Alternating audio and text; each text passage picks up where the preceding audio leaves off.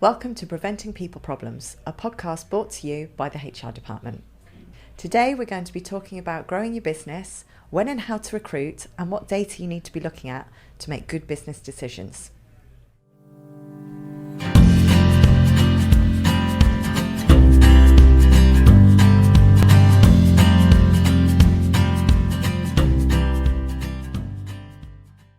Hello and welcome to today's episode of Preventing People Problems, brought to you by the HR department.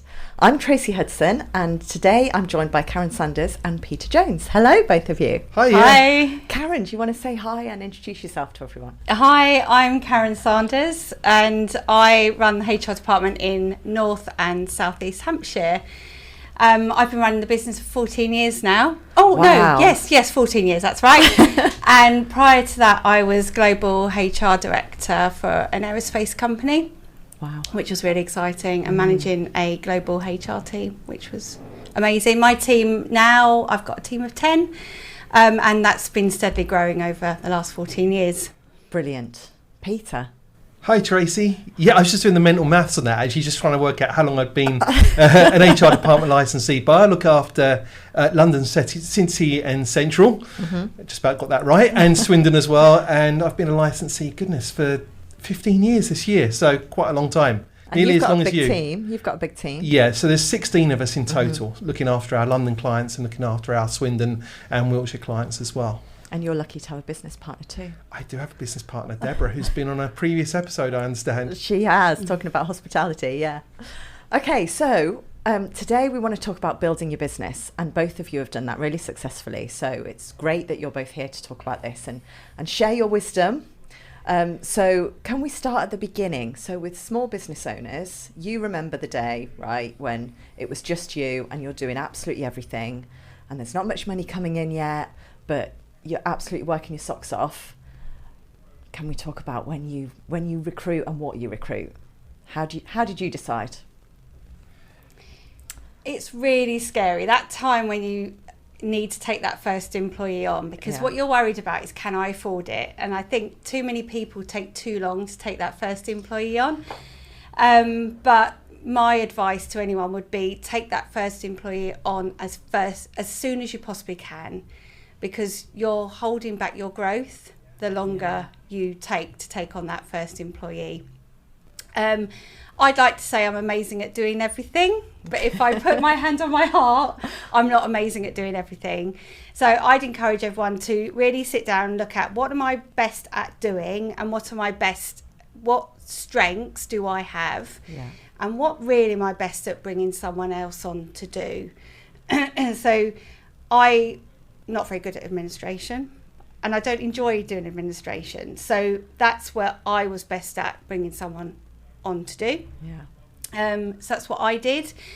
The other thing is, I brought on a HR manager so that I could focus on business development and being the face of the business, so that I could trust someone. And I actually invested as much money as I could possibly do to bring on a higher level HR manager than a lower level HR manager. So I could trust that person to give really good advice rather than having to handhold them. So I could trust them earlier on. And I don't regret doing that. It was harder because it was more costly, but it did mean that I could trust that person to get on with the day job, to free me up to go and do the business development, to do the face-to-face seeing clients, and trust them to do the back office stuff well. Yeah. And I didn't need to handhold them, and I don't regret doing that.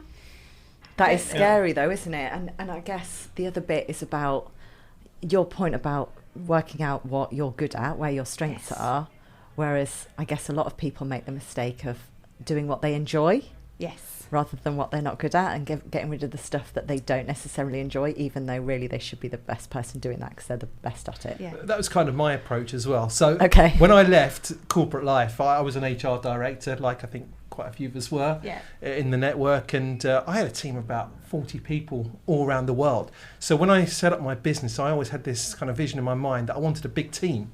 I came into running the business with that kind of mindset. I also understood that, if it's just me, I could only take the business so far, because there's a limit, there's a capacity to what I can do as an individual. So I took on my first member of staff probably before I needed to. And it's a bit like you, Karen. I was looking at the things that either I wasn't particularly good at or the things I didn't want to do. Actually, I think the things that you don't want to do is probably even more important, because if you enjoy something but you're still learning how to do it, there's a bit of motivation to do that. But if there's stuff that you don't really want to do, that's when business can get quite tricky. So I went quite senior early on, but I went part-time. So I kind of looked at the market and was thinking, there's not really many senior HR roles for people who want to work part-time. Certainly wasn't when I set up the business in 2009. So I was very fortunate. I got some incredibly talented people early on, and I started populating the business with part-timers because I couldn't really afford to bring on someone on a big wage full-time at that stage. And that's how I started, and it just kind of snowballed from there. And over time, we got full-timers on board. I mean, one of the things that I learned very early on, and I think it's a bit of advice that I was given by a business owner, is the first 5 employees is quite tricky. So there's kind of an incremental cost. You notice a cost every time you bring on an employee. By the time you get to your 6th employee, it becomes less of a hit on the overheads, and it snowballs that way. And I think that's, to a certain extent, that's fairly true. And what was it?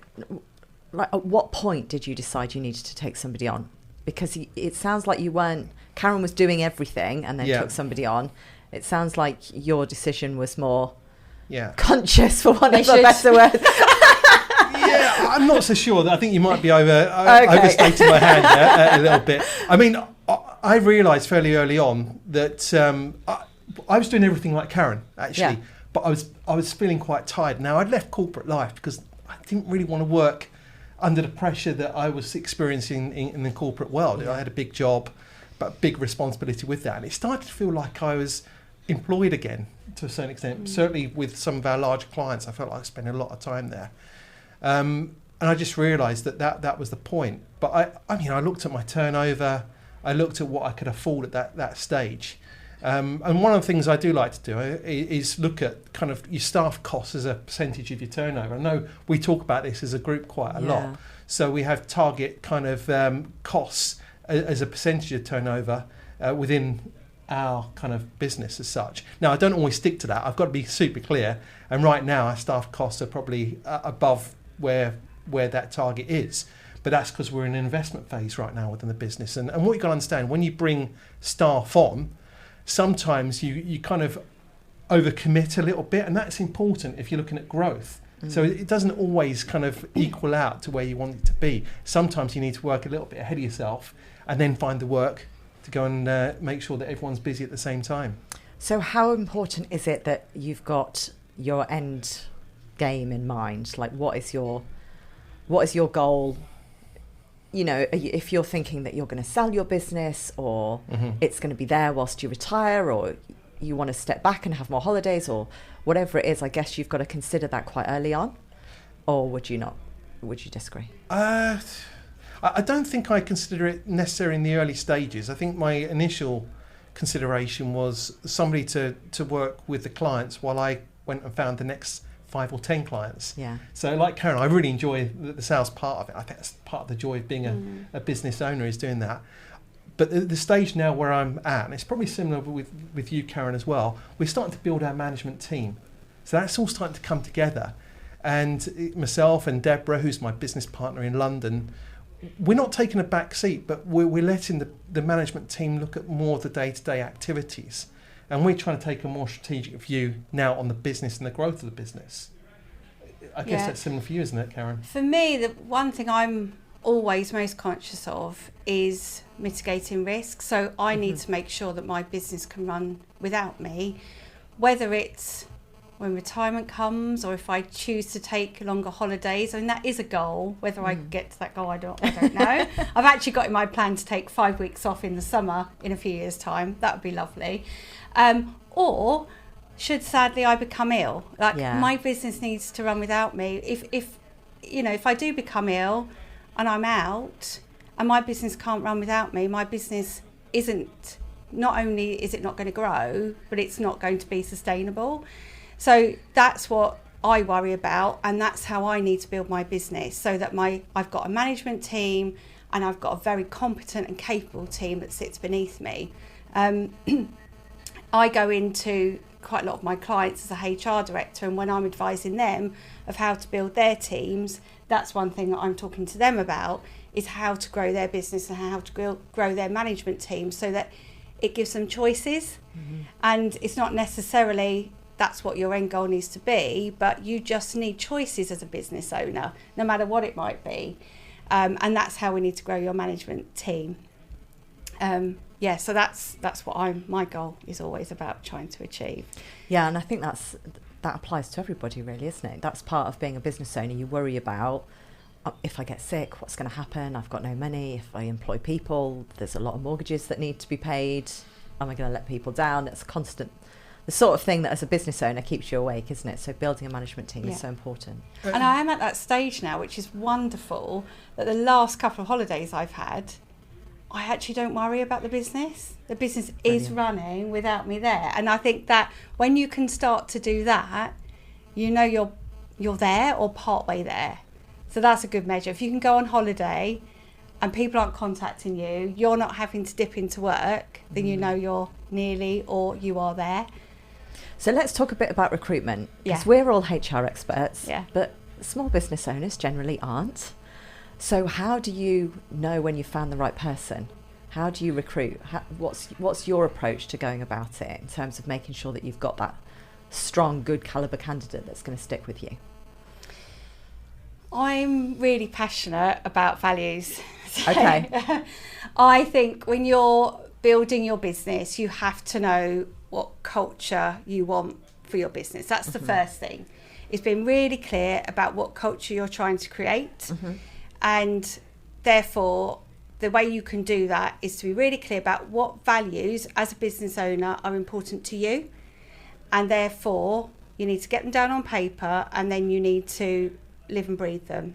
So you will recruit individuals against those values for the business. That to me is the most important thing. Technical ability, the majority of the time, can be taught.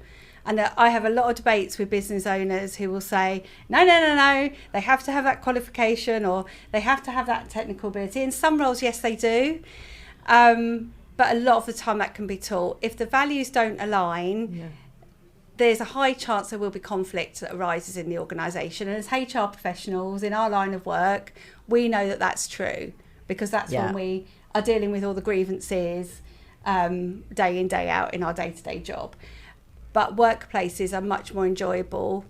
You go to all the effort of recruiting only to then lose people if people aren't happy at work and you don't retain them. So for me, getting your values right, truly believing in your values, and then recruiting against those values is absolutely the way to go.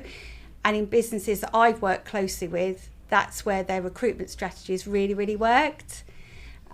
So like recruitment for me, that's what I believe in. I mean, recruitment, I learn everything from my clients, to be honest. They've helped me design the service, the products we do, but they also give me some great advice. And one of the best bits of advice I got from a client was, the very best recruitment is an educated guess. And for me, that's rung true as well. Just because we're HR professionals doesn't mean that we recruit for our own businesses perfectly every time. I'm sure we've all had our own experiences. We've all made mistakes. But you call them mistakes, but I mean, there's three elements as I see it in recruitment. You've got the can do, which is somebody's got the ability to do something. You've got the will do, which is the motivation. But as Karen says, it's the fit. It's the third element. Will they fit with you, your values, your culture? And that's the big piece for me. So a lot of when we've been recruiting our team, we've got quite a high percentage of graduates within the team. And the reason we've done that is because we can train bright people who come into the business to operate in the way in which we want to operate. I think where we've had problems at times in the past is where we've brought in very experienced people, technically fantastic, but they've operated in a certain way for the majority of their career, and trying to do a course correction on that isn't always easy. That's quite a tricky thing to do. Trying to fix the bad habits. Exactly. Yeah. So I'm a big fan of apprentices, of graduates. I mean, obviously you do need people who've got the skills, but then you've got to really look deep down at the values and the fit. Can they change from operating, in our context, from an internal HR perspective to being client focused, being the commercial end of the business, which for some people in our industry is quite tricky. So thinking ahead on this stuff is important, because if you want to grow your own, that takes time with apprentices. Absolutely. But so worth it. Yeah. One thing small business owners worry about is competing with the big companies. Yes. And I find that people that have only ever worked for big companies really struggle to integrate with small businesses. Yeah. So small business owners mustn't worry about looking for people that have only got big business backgrounds. Yeah. So people that have worked for small businesses are much more all-rounded. Yeah. So agreed. If I'm recruiting for small businesses, that's one thing I look for on CVs, people that have worked for small businesses. Yeah. So like small business owners have got that in their pocket as an advantage. Yeah, absolutely. So recruiting directly doesn't have to be the solution. Can we talk about outsourcing? Oh yeah. Oh yeah. So yeah, I'm a big fan of outsourcing. So certainly the way I've grown our business is that everything that's non-core, I look in the first instance to outsource. So I outsource my IT. Now, I started my career when I was a graduate as an IT professional for a year. I mean, I quickly kind of saw the light and turned to HR, but I started off, on mainframes and putting, the first desktops. I'm aging myself now, but putting the first desktops onto people's desks back in the day. So I can fix up a computer. It's not that difficult, but I outsource it because I know that my time is more valuable spent on building the business than putting together a laptop. Yeah. Likewise with bookkeeping. Now, I did, to my shame, do my own bookkeeping for about 5 years. And not only did I do it badly, I ended up spending about a day a week doing bookkeeping as the business grew. And then outsourcing it for a couple of £100 a month was probably the best thing I ever did. I could focus on what we call £10,000 an hour work. You may have heard this phrase, but it's where you have that space to really think strategically about your business and you come up with something innovative that actually generates a lot of income for your business. And I've had one or two of those moments in my career so far as a business owner where you've gone, wow, but you can't do that if you're trying to do absolutely everything within the business. Yeah, definitely. I mean, I actually used to have an internal bookkeeper, but that for me wasn't giving me enough. So I'm very data driven and I wanted a bit more from my numbers, and I've now completely outsourced finance function. I now have an outsourced finance director as well. So I've got a complete outsourced finance team, which might sound very grand for a business that's only got 10 people, but I really needed a finance director. So a lot of businesses my size will have a business coach. I don't have a business coach. I've got a finance director who essentially is my business coach.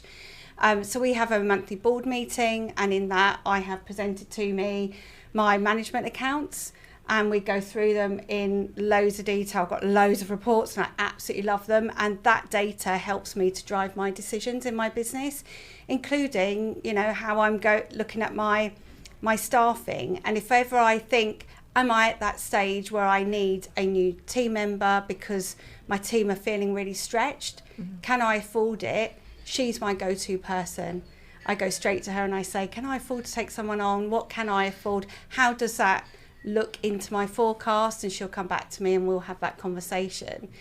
And then I have a quarterly board meeting as well, which, goes into a bit more detail, and she does a lot of my compliance and stuff like that, which I find terribly boring. It's really not my bag. Yeah. But I've now got someone else that deals with that for me. And I guess having outsourced a finance director rather than it being in-house, there's no emotion involved in any of the recommendations she's making, any of the suggestions. You're genuinely just using her interpretation of the data to make your decisions. Exactly. So it's not, no, I don't want someone else in our team because our team's fine. Exactly. We'll be fine. Yeah. And all of the weight and the burden of trying to remember things that I should be having to remember that's finance or compliance related is on her shoulders, which she comes to me and obviously reminds me to do things, but I've got that prompt. Yeah. So I absolutely love the fact that I've outsourced my finance. And it's not massively expensive. No, it isn't. It's much more cost effective than having it in-house. And I don't need a full-time finance director, but I need the knowledge that she's got That, you know, and I knew I didn't need a business coach, but I needed that finance knowledge because I'm very data driven with my decisions. So let's stick with this data theme. I'm looking at Peter now. Goodness. Pressure. But you're both talking about data and metrics and KPIs, and what numbers are you looking at? What are the key numbers that you're looking at in your businesses that help you make decisions? I mean, how boring do you want me to get with this? Really dull. Because I'm a bit of a stat geek. So because if you imagine, you know, business owner is tearing their hair out, they're doing absolutely everything. We're sitting here talking about, you've got a finance director, you've got to put some structure, you've got to look at your numbers, you've got to look at your data. Where do you start when you're not a finance expert in your business? So your P&L, I think everybody has to understand their profit and loss, even if you have an outsourced finance director, which I honestly think is a brilliant move, by the way, I've got to say, because data-driven stuff, I think it becomes less emotional. But the way I structure my P&L is I look at three main metrics. So I've got the revenue, which is our income, so all our sales, basic top line. I split out our staff costs because we're a consultancy business. So in essence, we trade with our staff. That's our major cost. And then I look at all the other overheads and I put them into one bucket. So I just split my P&L into three lines: income, staff costs. Sorry, just to explain the staff costs, not just salary, it's the pension and the employer national insurance contributions. So when you're thinking about taking on a member of staff, it's not just about the salary. I usually add about 30% on. It's a I would say 20. I'm getting it wrong. No, well, it's quite tricky because you've got the pension contributions as well. You've got the employer's NI. You've got the time or the pay for holiday because you've got to cover that as well. Bit of sickness. So so I put that into a bucket, and then particularly with my staff costs, I will look. I mentioned this earlier about the percentages. I try and aim at 38% for our business. Now, we're running about 50 at the moment, but as I say, we're investing. Explain that a bit more. 38% of what? Sorry, 38% of staff costs. So when you add together the salary, the employer's national insurance and the pension, and as a proportion of the turnover. So say you're turning over £100,000, the target staff cost would be 38,000. Now you can work out what you can get for 38,000. When you've got $1 million, you've got 380 to play with. That's kind of the ratios that I work off. I'm very data driven in that respect. No, it's brilliant. Keep going. This is good stuff. So that's the main metric. I mean, I use other metrics like a scorecard for sales and stuff as well.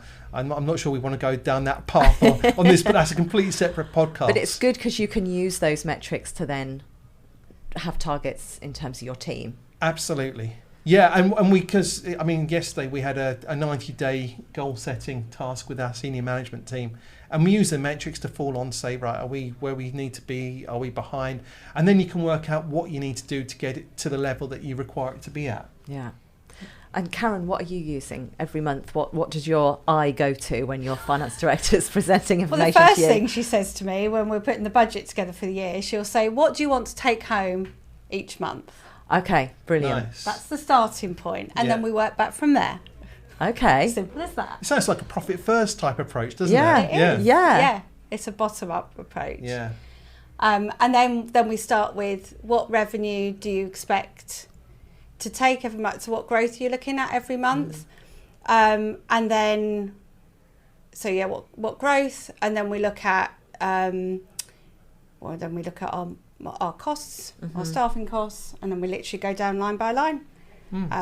So really detailed, and really you're on that detailed, every month. line by line by line, every single month. And I guess there's no surprises, is there? Month. There's no surprises at all. But it's actually a really brave exercise to do, especially when you're relatively small, because those can be really scary numbers when you're not making the money that you think you're making. So having someone professional sitting there and going through it with you and holding your hand is priceless. But it's also important to look at the trends. So this is where a lot, I think, of small businesses in general. I mean, we talk about the UK having a bit of a productivity issue. Again, another podcast. But I think a lot of it is to do to short-term thinking. So people look at what's happened that month, but they can't see or analyse the trends of what's happening. So for me, one of the key thing is number of retained clients. And if that's going in the right direction, I have the confidence then to invest in our staff, because I know that retained income is in some way semi-guaranteed income. So you've got some cost certainty, you've got some income certainty, so you can put some cost certainty in there as well. Yeah. And also we because we've been doing it for a number of years as well, we see seasonal trends. Mm-hmm. Interestingly, we get a peak in workload during school summer holidays and in December. And that's when we have our resource issues. Right. Yeah. So, you know, that helps with our planning of our team as well. I can't tell my team not to take holidays in the summer holidays and at Christmas, but I know we have to somehow manage our manpower effectively. So it's not just a cost exercise and managing the financials, but there's other data that we have that it gives us an indication of what we need to look at as well. So in terms of resourcing too. So data is key. That's the summary we're taking from today. It is. This has been brilliant. Thank you both so much. This has been so invaluable. I really appreciate you being here. Thanks, Tracy. Thank you.